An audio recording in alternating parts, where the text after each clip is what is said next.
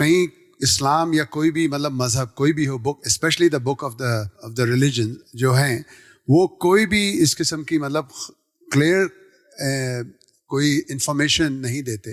مطلب یہ دنیا کب قیام پذیر ہوئی ہے، اللہ تعالیٰ نے کب پہلا انسان بھیجا؟ ٹھیک، سوال واضح ہے جی. اس کے بارے میں مذہبی کتابوں میں کوئی چیز نہیں ہے.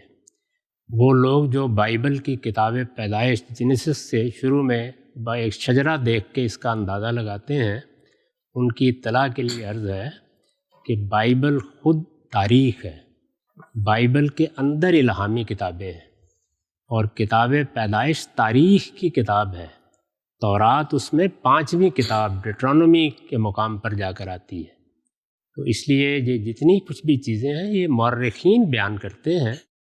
کب، کتنے 100 سال پہلے، اس کا کوئی ذکر تاریخ کے لحاظ سے الہامی کتابوں میں نہیں ہے، نہ تورات میں، نہ انجیل میں، نہ زبور میں، نہ قرآن میں.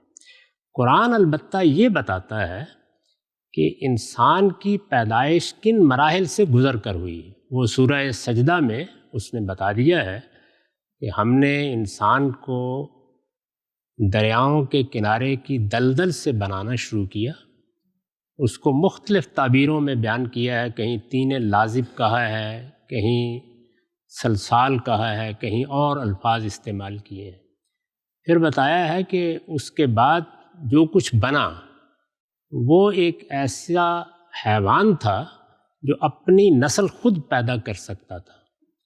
پھر بتایا ہے کہ اس حیوان کو ہم نے تسویے کے مراحل سے گزارا، یعنی اس کو درست کرنا شروع کیا، اس کو ڈیولپ کرنا شروع کیا.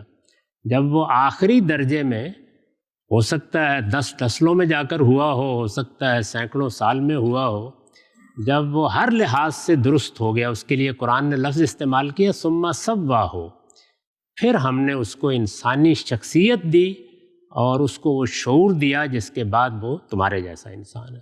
تو یہ تو سورہ سجدہ میں قرآن نے بیان کر دیا، لیکن یہ عمل کب شروع ہوا اس کے بارے میں کوئی بات نہیں. جی اور اس کیوں نہیں کہی؟